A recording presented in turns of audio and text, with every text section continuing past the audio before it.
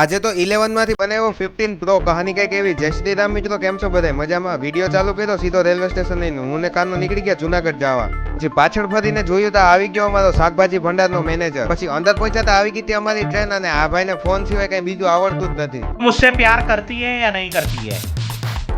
नहीं, तेरा मुझसे प्यार है या नहीं है? પછી મને કેમ એવું લાગે કે વાંદરાના હાથમાં અરીસો આવી ગયો હોય. પછી બે સીઓ મેં કહી ટ્રેનમાં ઝીણી ઝીણી બાકાચીકી કરવાનું ચાલુ.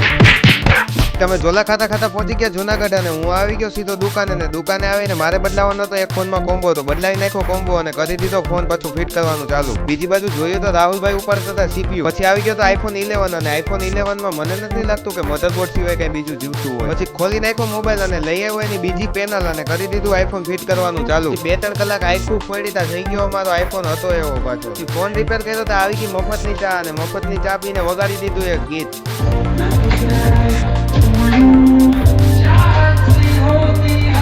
પછી આવી ગયો એક બીજો 11, અને ઈ 11 ને કરવાનો તો 15 પ્રો માં કન્વર્ટ થવું. લઈ લીધા પાના પકડ હાથમાં અને વર્ગી ગયો સીધો 15 પ્રો માં કન્વર્ટ કરવા માટે. એમને નથી થતું, 3-4 કલાક બગાડવી. પછી છેલ્લે 3-4 કલાક બગાડીને મારા 11 માંથી બનાવી નાખ્યું 15 પ્રો માં. બધું જ વર્કિંગ થાય છે, ફેસ આઈડી ને કેમેરો. દુકાનેથી ઠેબા ખાતો ખાતો આવી ગયો રેલવે સ્ટેશન, અને આવી ગઈ અમારી ટ્રેન, અને નીકળી ગયો સીધો ગડુ જવા. પહોંચી ગયો સીધો ગડુ, અને આવી ગયો સીધો ભોલેનાથ પાવભાજીમાં, અને ભોલેનાથ પાવભાજીમાં ભાઈને આપી દીધો પાવભાજીનો ઓર્ડર, અને નીકળી ગયા સીધા ઘર બાજુ.